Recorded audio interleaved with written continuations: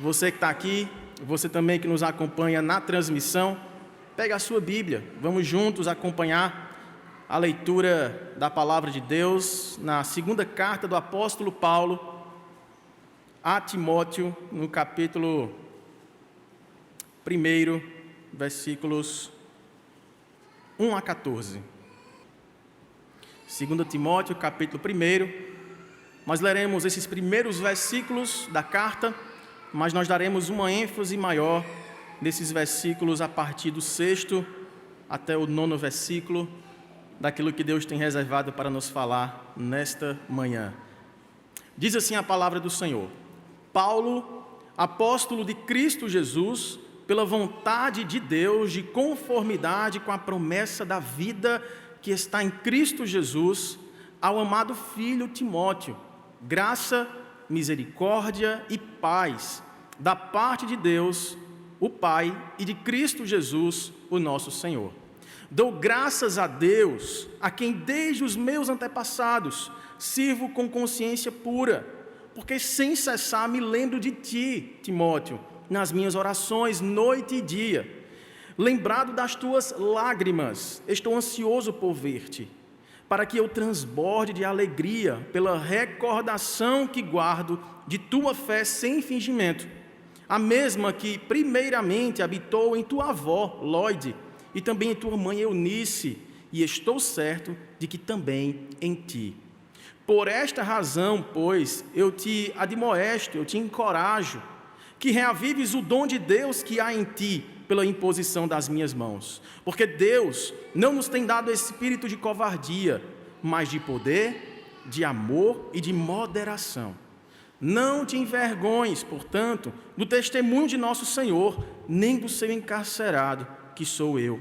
Pelo contrário, participa comigo, Timóteo, dos sofrimentos a favor do Evangelho, segundo o poder de Deus, que nos salvou, que nos chamou com santa vocação, não segundo as nossas obras, mas conforme a sua própria determinação e graça, que nos foi dada em Cristo Jesus antes dos tempos eternos, e que foi manifestada agora, pelo aparecimento de nosso Salvador Cristo Jesus, o qual não só destruiu a morte, como trouxe à luz a vida e a imortalidade mediante o Evangelho, para o qual eu fui designado pregador, apóstolo e mestre, e por isso estou sofrendo essas coisas.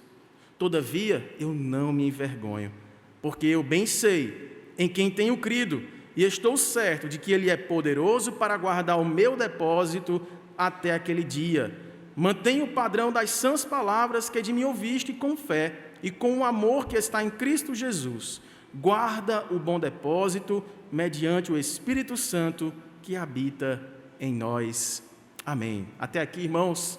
Vamos orar uma vez mais, pedir que Deus permaneça falando ao nosso coração, em especial através da ministração da sua palavra. Pode liberar, por favor, a entrada dos irmãos que estão ali. Procurem rapidamente um assento. Vamos orar para que Deus possa ministrar o nosso coração através da palavra que foi lida. Feche os seus olhos, fale com Deus, diga: Senhor, fala comigo, supre as minhas necessidades essenciais, ministra ao meu coração, eu quero ouvir a tua voz. Maravilhoso Deus, nosso Pai, muito obrigado, Senhor, pela tua palavra, que é revelação de tua santa vontade, boa vontade, perfeita vontade para cada um de nós. Ó Deus, pedimos que, por favor, Pai, fala-nos através dela, ministra-nos ao coração, para que possamos sair daqui encorajados, assim como Paulo estava encorajando aquele jovem pastor. Queremos também perceber no mais íntimo do nosso ser o encorajamento sobrenatural do Teu Espírito, a gratidão por tão grande salvação e a vocação de sermos segundo o Teu querer, para caminharmos neste mundo de acordo com a Tua vontade, a fim de que experimentemos, ó Pai, a alegria de caminharmos em favor do Evangelho que um dia nos alcançou. Faça isso, ó Pai, e nós, como Teu povo, Te daremos toda honra, toda glória e todo louvor, em nome e para a glória do teu Filho Jesus. Amém. Meus irmãos, Paulo estava aqui, como deu para perceber na palavra que ele usou, né? O encarcerado que sou eu. Paulo estava preso ali na cidade de Roma. Essa é provavelmente a sua última carta, escrita pela pena do apóstolo, já velhinho, já tendo enfrentado tanto sofrimento por causa de Jesus, do Evangelho de Jesus. Paulo, que quando era Saulo, foi quem imprimiu esse tipo de sofrimento perseguidor a toda a igreja cristã. Você deve lembrar em Atos capítulo 8 que Paulo participou do primeiro martírio cristão. Lembra do diácono Estevão, quando foi apedrejado ali? Saulo estava ali e segurou as capas daqueles algozes enquanto apedrejavam o jovem Estevão. E agora, no capítulo 9 de Atos, é narrada ali a conversão em que Cristo vai até Saulo. Saulo, Saulo, por que me persegues? Transforma a vida dele e o torna pregador do Evangelho. E aí é interessante perceber como que aquele perseguidor de Cristo se torna agora um defensor de Cristo, um proclamador de Cristo. E agora sofre na própria pele aquilo que ele imprimia de sofrimento àqueles que seguiam a Cristo. Mas tendo passado muitos anos do seu ministério, tendo escrito as demais cartas aqui inspiradas que estão diante de nós no Novo Testamento, ele agora encontra-se preso e solitário. Todos os seus companheiros, por razões diversas, o haviam deixado. Apenas Lucas estava ali com ele. E é nessa hora em que, já tendo escrito a primeira carta, ele escreve essa última para o seu, digamos, pupilo, para o seu discípulo, para o jovem Timóteo, que era ali um convertido através da pregação de Paulo lá em Éfeso, e foi colocado sobre ele, né, a bênção do pastoreio. Você acompanhou comigo a leitura quando Paulo mencionou a imposição de mãos, de modo que a oração de Paulo é que Timóteo reavivasse esse dom manifestado e expressado através da ordenação pastoral, a fim de que Timóteo permanecesse fiel, que a despeito de observar o fim da vida do apóstolo, solitária, em sofrimento, ele pudesse ser revestido de força, de encorajamento, para permanecer pregando o Evangelho e para ser aquele que, herdando o legado do apóstolo Paulo, pudesse dar continuidade na liderança das demais igrejas. Só que Timóteo era tímido. Timóteo sofria com algumas enfermidades e tinha uma tendência de se deixar levar por algumas pessoas que queriam se aproveitar dele. Tinha dificuldade em afirmar a sua vocação pastoral. E é por isso que Timóteo recebe essa carta do apóstolo Paulo, que podia muito bem, no final de sua vida, estar aqui chorando as lágrimas do lamento, da solidão, do abandono, mas não. Paulo não estava preocupado consigo mesmo. Paulo resolve escrever uma carta para encorajar aquele pastor que muito provavelmente seguiria no seu trajeto de liderar aquelas igrejas que o apóstolo Paulo havia plantado, havia instruído e que agora estava se despedindo delas. Então, este jovem pastor recebe a oportunidade aqui de ser substituído temporariamente por Tíquico, um dos discípulos de Paulo ali, para que ele deixasse a cidade de Éfeso e fosse ter com Paulo antes de Paulo partir para a glória. E é nesse momento que ele recebe essa carta e procura fazer essa viagem para receber ali aquelas últimas palavras de encorajamento e também fazer companhia àquele velho apóstolo que estava para deixar este mundo e partindo para aquele sobre o qual tanto pregou e anunciou, o mundo vindouro da glória de Cristo. É nesse contexto então que Paulo diz: olha, eu quero encorajar você, você é amado por mim, você é meu amigo, mas muito mais do que isso, muito além do encorajamento através das orações que eu faço por você, da alegria em perceber o crescimento e a vocação que tem se desenvolvido no seu ministério, eu quero encorajar você, Timóteo, pela palavra, pela doutrina, de modo que você perceba, apesar de suas limitações, apesar das lutas, apesar da solidão que você poderá experimentar, tanto quanto eu quero encorajar você no sentido de que a graça e a soberania de Deus são aquelas que sustentarão apenas você quando você se sentir sozinho, sem forças, desencorajado. Lembre-se, é a soberania e a graça de Deus que manterá você fiel e operante na obra do Senhor. Veja então, com destaque aqui para os versículos 6 em diante, depois que Paulo relembra a fé que ele testemunhou daquele jovem pastor, ele fala: é por essa razão, Timóteo, pelo fato de eu perceber esta fé sem fingimento em você, que eu quero te encorajar agora. Eu quero que você reavive, que você reafirme, que você aperfeiçoe, que você desenvolva o dom de Deus, a graça de Deus que há em você, pela imposição de minhas mãos. Porque Deus não nos tem dado espírito de covardia, de medo, mas de que, irmãos? De poder, de amor e de moderação. Poder para suportar as próprias fraquezas, o senso de inabilidade, o senso próprio de indignidade, de levar o nome santo de Cristo para todas as pessoas que nos cercam. Poder para pregar no poder do Espírito Santo e não no poder de nossas próprias palavras, de nosso próprio testemunho. Mas também espírito de amor, para você amar até mesmo as pessoas que não te amam. Amar as pessoas que te perseguem, amar as pessoas que te prejudicam no ministério, amar as pessoas que querem se aproveitar de ti, ame até mesmo os inimigos, porque nós fomos amados com esse amor incondicional por parte do nosso Pai.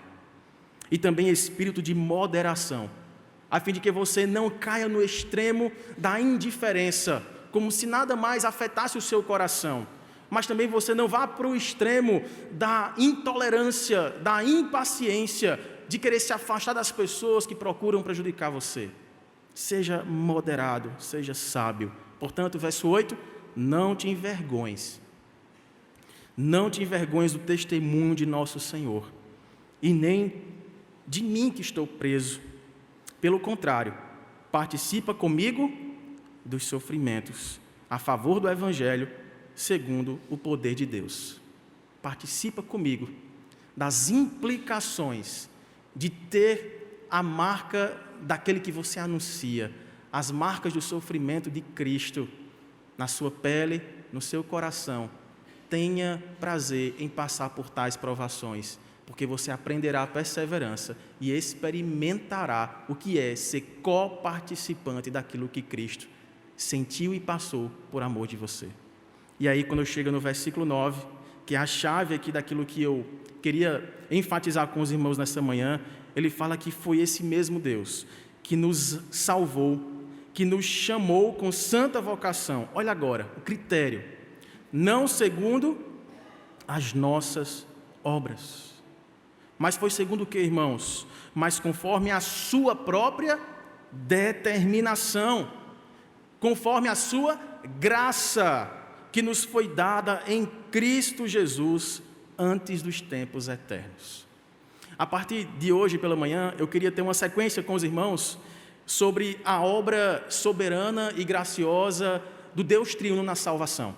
O Deus Pai, o Deus Filho e o Deus Espírito Santo. A ênfase nesta manhã será a obra de soberania e graça na salvação por parte do Pai.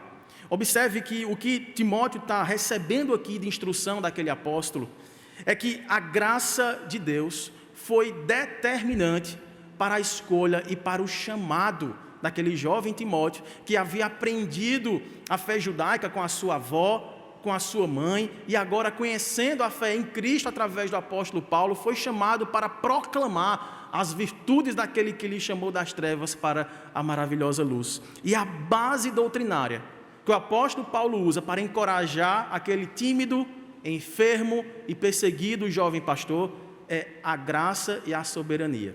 Veja que é exatamente assim que o apóstolo Paulo coloca nesse versículo 9. Deus não nos salvou e nem nos vocacionou para a sua obra segundo aquilo que somos, segundo aquilo que podemos fazer, segundo os nossos próprios talentos, segundo as nossas próprias habilidades, faculdades intelectuais, habilidades. Não foi por causa disso que eu e você, meu irmão, minha irmã, fomos chamados para a nova vida em Cristo Jesus. Foi a despeito de nós, foi apesar de quem somos.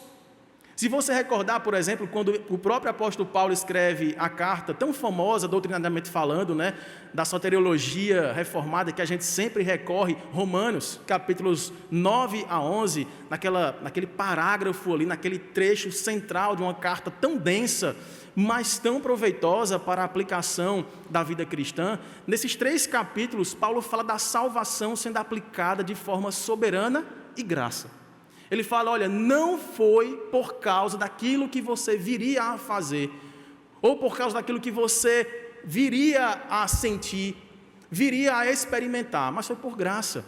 E ele usa um exemplo lá daqueles dois filhos ali de Isaac, né, que eram Esaú e Jacó, e que estavam no ventre de sua mãe, e diz o texto que eles não tinham feito bem ou mal, para que o propósito quanto à eleição se cumprisse neles.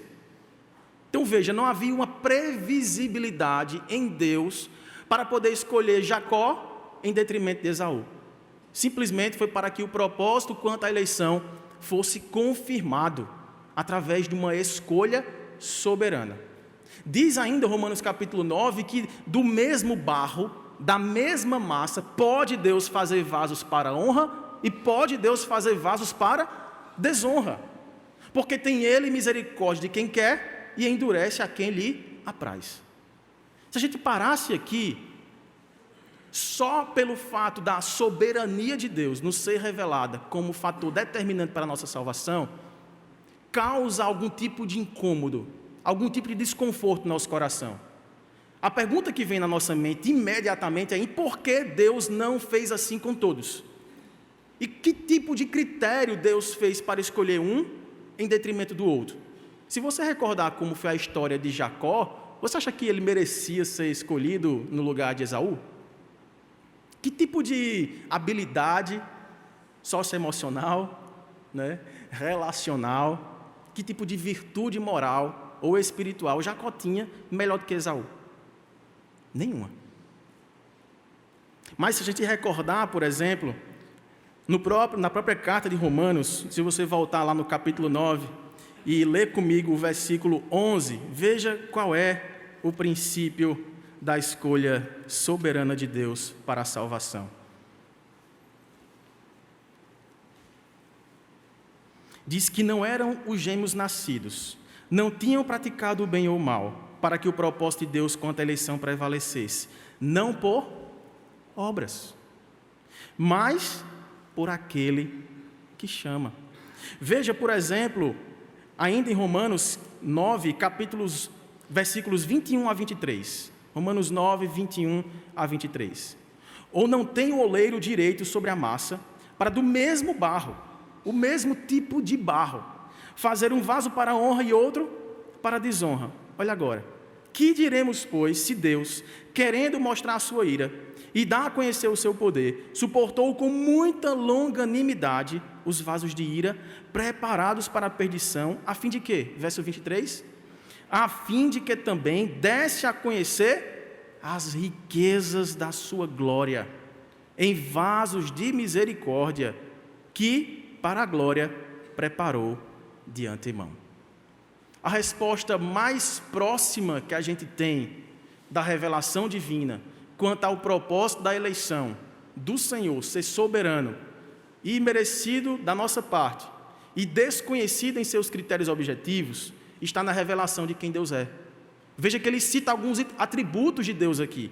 Ele fala sobre misericórdia de Deus, o poder de Deus, a ira de Deus, a longanimidade de Deus e a glória de Deus. Então, a resposta mais próxima que a gente pode ter aqui sobre o porquê de Deus fazer esse tipo de decisão, de escolha incondicionada da nossa parte, não há nada que nós pudéssemos ser, ter ou fazer para chamar a atenção do Deus soberano a fim de que Ele nos escolhesse, é simplesmente a revelação de sua graça, sua soberania, seu poder, de quem Deus é. Então Deus quis mostrar os seus atributos, a sua justiça, a sua ira, também a sua graça, a sua misericórdia.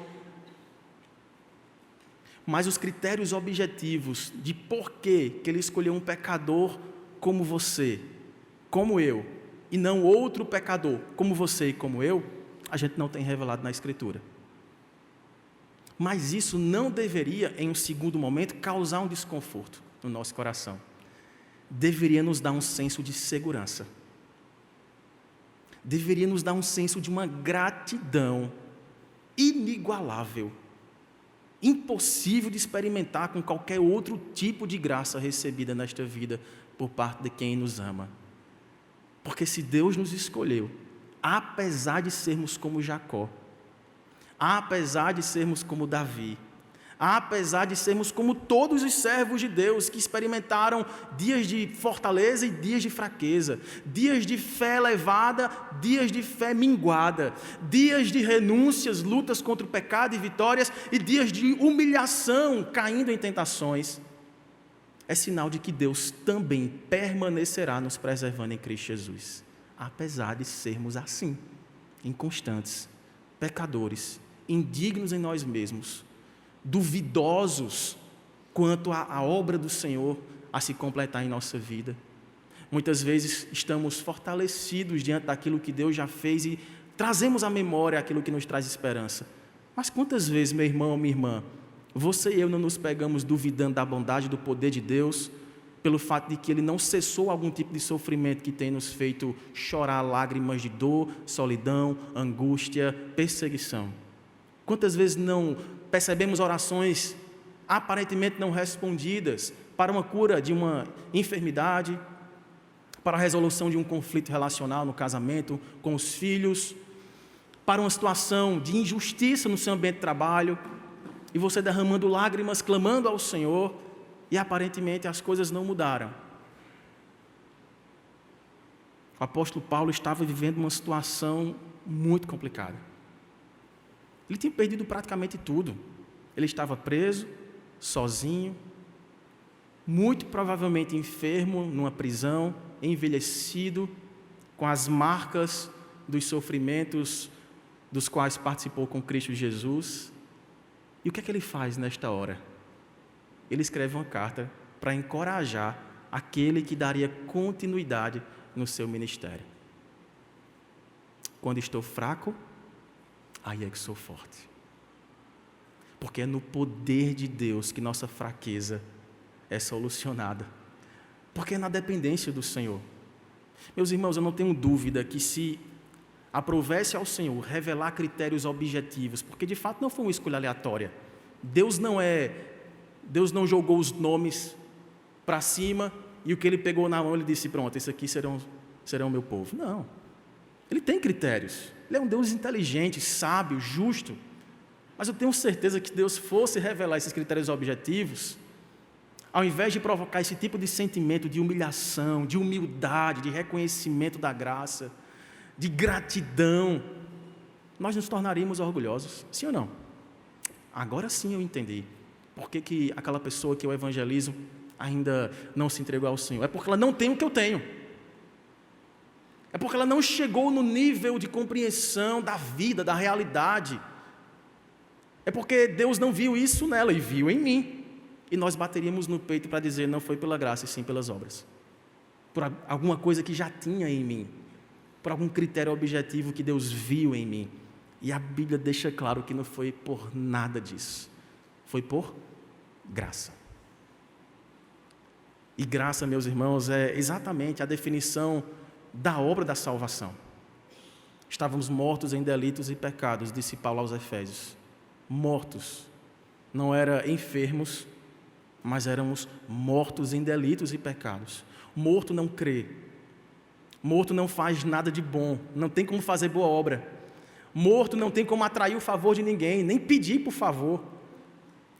Mas Deus nos deu vida juntamente com Cristo, portanto, pela graça, somos salvos. Mediante a fé. E isto também não vem de nós mesmos. É dom de Deus. Não vem de obras, para que ninguém se glorie.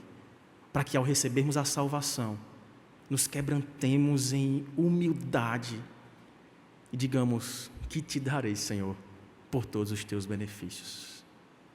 Um coração contrito e quebrantado, sacrifício de louvor e adoração, é o que eu tenho para te devolver. Deus nos chamou de forma soberana, de forma grata. Se você observar, por exemplo, essa mesma carta de Efésios, voltando um pouquinho no capítulo 1, Paulo fecha a questão, lá no versículo de número 11,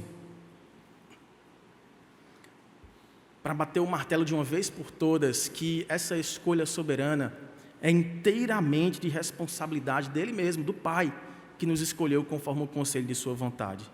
diz que em Cristo Jesus, no qual fomos também feitos herança, predestinados segundo o propósito daquele que faz todas as coisas conforme o conselho da sua vontade.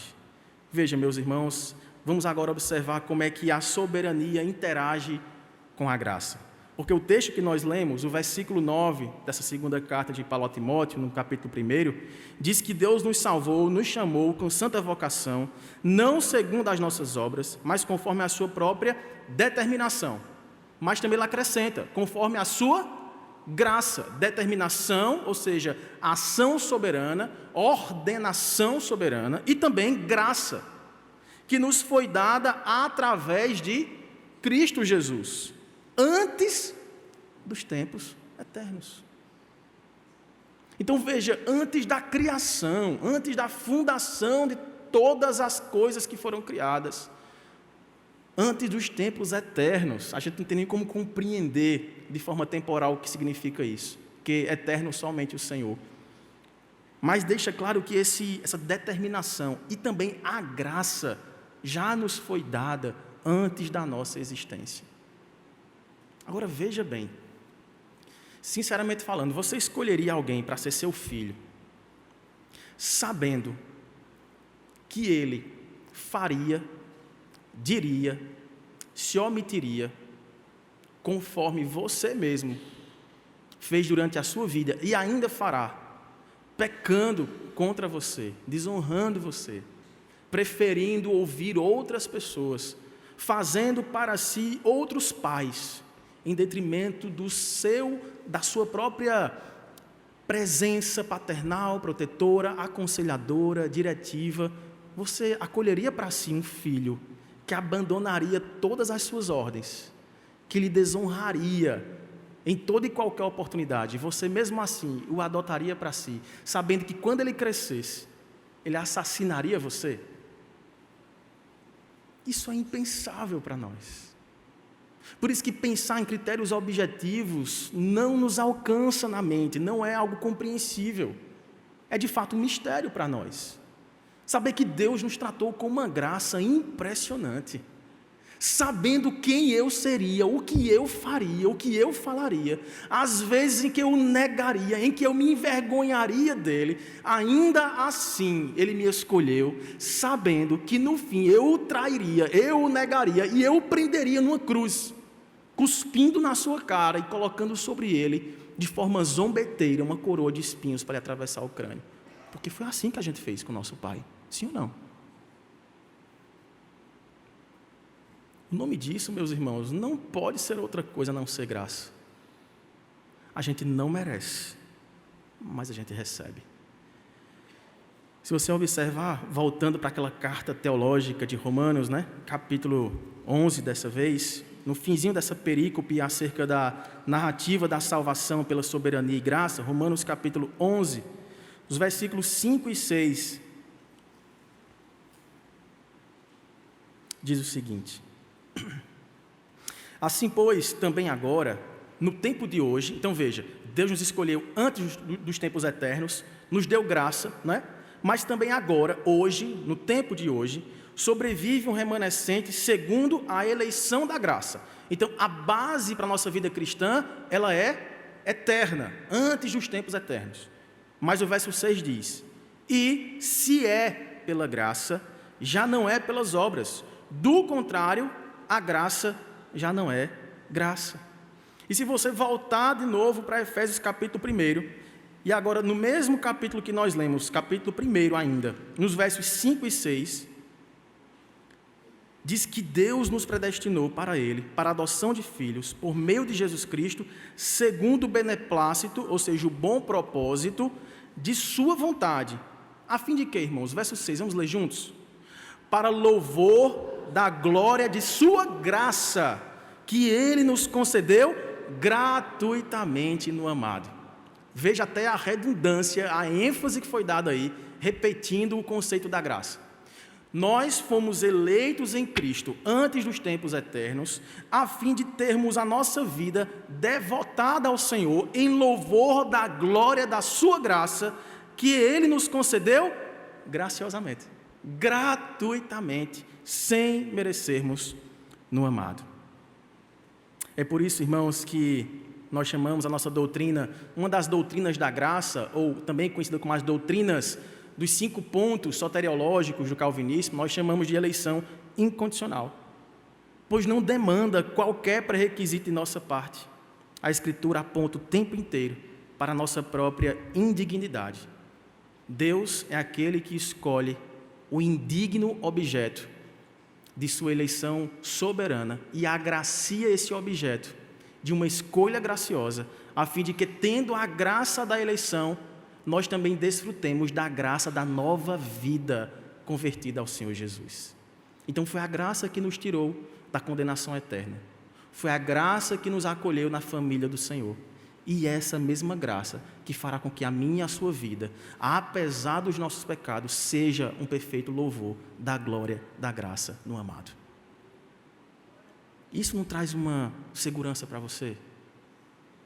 Olhe para você mesmo, para o seu coração. Observe como você tem se comportado, como você tem pensado, que tipo de atitude, decisão, palavras, como estão seus relacionamentos, a forma como você ganha dinheiro, o seu trabalho, suas relações familiares. Faça uma análise geral e pense: como que Deus pode me amar assim, a ponto de dar a sua vida, de se tornar miserável, se tornar pecado em meu favor, mas não somente para morrer em meu lugar e cancelar o escrito de dívida, mas para vencer a morte, para me dar nova vida. Vencer o pecado, me dando perdão. Vencer Satanás, me livrando de toda acusação. De modo que quando Deus olha para você e para mim, nós os que cremos no Senhor Jesus, que fomos salvos e que temos dentro de nós o Espírito da verdade, que nos conduz à palavra do Senhor em arrependimento e em fé diários. Quando Deus olha para cada um de nós, o que Ele vê é o Senhor Jesus, seu Filho, unido a nós. O que Ele vê é o Espírito Santo habitando em nós. O que Ele vê em mim e você são tabernáculos, são casas de sua própria habitação. Eu sempre gosto de falar que Deus poderia ter escolhido um endereço muito melhor do que esse coração aqui para morar, não? Eu tenho certeza que aqueles que já passaram por mudanças, né, que desejam mudar, não apenas de cidade, mas de bairro, a gente sempre procura um lugar melhor do que a gente estava, ou pelo menos semelhante, né? A gente procura uma boa localização, um lugar seguro, né, que seja um condomínio limpo, organizado, né, que haja o mínimo ali de conforto para a nossa família. Agora imagine você escolher seu próprio coração para morar. Um coração cheio de goteiras, cheio de infiltrações mundanas.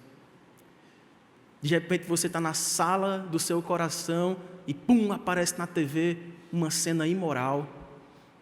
Você vai para o quarto, deita ao lado da sua esposa e de repente você se vê pensando em como você poderia trazer um conforto melhor através de caminhos tortuosos, de negociatas infames, e você acorda maquinando isso. Aí você entra no banheiro para tomar o seu banho, você se olha no espelho e você começa a murmurar e lamentar, porque você queria estar no lugar daquela pessoa que divide a sala do trabalho com você. Aí você entra no quarto do seu filho, você olha para aquele bebê ou para aquele menininho que está dando trabalho, que está causando multiplicações de boletos, escolas caras e tudo mais, e você pensa: a minha vida antes dos filhos era mais folgada, eu tinha mais tempo para diversão, meu casamento era mais leve. Imagine você morar numa casa em que essas cenas estivessem pipocando o tempo todo, em todos os cômodos, a marca do pecado, a marca do pensamento egoísta, orgulhoso, vaidoso. Não apenas pensamentos, mas você sai de casa levando a casa consigo e nas suas relações de trabalho, no trânsito, até nas atividades na academia, no esporte que você pratica, você vai se parecendo alguém muito diferente daquela pessoa que você achava que você era. Faça essa análise agora e responda se você gostaria mesmo de morar numa casa assim. Pois Deus resolveu morar em mim, desse jeito, morar em você, desse jeito. Isso é graça. Isso é uma graça impressionante. As aplicações diretas desse texto, meus irmãos, é que essa doutrina que relaciona soberania e graça de Deus, primeiro ela nos humilha. Primeiro ela nos fala que nós não fizemos nada por merecer. E fizemos tudo para Deus desistir de nós. Tudo. A segunda aplicação é para nós que somos presbiterianos, que nos dizemos reformados, calvinistas, defensores dos 5 pontos, das doutrinas da graça. Um calvinista orgulhoso é um paradoxo. Concorda comigo? Como que a gente pode ser orgulhoso, gente? Sabendo desse tipo de escolha. Sabendo que tipo de escolha nós fomos agraciados e desfrutamos hoje. Não combina com a gente o orgulho, a vaidade, a discussão tola em rede social, o bater no peito da intelectualidade impiedosa que tantas pessoas desfilam nos seus relacionamentos e que acabam afastando as pessoas em vez de atraí-las para Jesus. Se você meditar nas doutrinas da graça, você tem a tendência de ser uma pessoa humilde. Humilde ao ponto de olhar para o texto de Filipenses, capítulo 2, quando Paulo está falando sobre o estado de humilhação de Jesus, e lembrar que ele falou assim: olha, tem em você o mesmo sentimento que houve em Cristo Jesus, que se esvaziou, assumiu forma de servo, lavou os pés dos discípulos. Portanto, considerai os outros superiores a você mesmo. Que Deus quebre o orgulho do nosso coração. Deus vai continuar conosco, irmãos, mesmo sabendo exatamente tudo que nós somos capazes de fazer e tudo que ainda faremos, contrariamente à sua vontade. Deus é um pai que, sabendo da rebeldia do seu filho, permanece com seu filho até o fim. Ele vai nos preservar. Esteja seguro disso. Se é uma eleição em amor e em graça, você jamais será arrancado dos braços do Pai, porque o amor que te uniu a Cristo é um amor indestrutível. Nada, nem ninguém poderá lhe separar do amor de Deus que está em Cristo Jesus. Essa eleição, por fim, revela a nossa feiura, sim ou não? Revela também, ao mesmo tempo, a grandeza da graça do Deus que nos uniu a Ele definitivamente. Isso nos leva a louvar ao Senhor. Ontem nós estivemos aqui durante o dia todo falando sobre teologia do culto, sobre música litúrgica, a prática da adoração cristã, as diretrizes que Deus determina em sua palavra para a nossa vida de culto ao nosso Deus. E uma coisa que a gente chegou à conclusão é que a gente não tem período de louvor no culto. Todo culto é louvor a Deus. Que você louva a Deus não só quando você sabe cantar afinado ou tocar um instrumento. Você louva com as suas palavras de elogio, com as suas orações, com o meditar do coração nessas doutrinas que nos humilham e que nos encorajam a sermos agradecidos e perseguirmos a vocação que Deus colocou em nossas mãos para demonstrar este amor e esta graça nos nossos relacionamentos. Você e eu fomos chamados para sermos seres adoradores. O pecado arrancou de nós o alvo que estava localizado em Deus, colocou esse alvo no nosso próprio coração. Nos tornamos idólatras, adoradores de si mesmos, desafiando a bondade do Senhor. Mas a obra de Cristo, do Pai e do Espírito Santo, é resgatar-nos à adoração original para a qual fomos criados. Você e eu fomos criados para adorar aquele que muito nos amou, sendo nós ainda pecadores. Toda a nossa vida deve ser um elogio. Toda a nossa história deve ser um louvor da glória, da graça no amado. Vamos orar para que isso seja verdadeiro na nossa vida. Ore para que Deus quebre o seu orgulho. Ore para que o Senhor possa manifestar o fruto dessa tão grande salvação que um dia nos alcançou, de modo que você seja reconhecido como uma pessoa humilde, como uma pessoa agradecida, como uma pessoa vocacionada para anunciar as boas novas do Senhor até que Ele venha. Ó Deus, nosso Pai, o que daremos ao Senhor pelos grandes benefícios que tens para conosco? Ó Pai, não havia nada em nós que atraísse o Teu olhar de compaixão. Éramos completamente avessos, traidores da verdade, éramos violadores do Teu pacto, andávamos desgarrados, buscando satisfazer os caminhos do nosso próprio coração enganoso, mas o tempo todo, a mira de Tua graça estava em nós.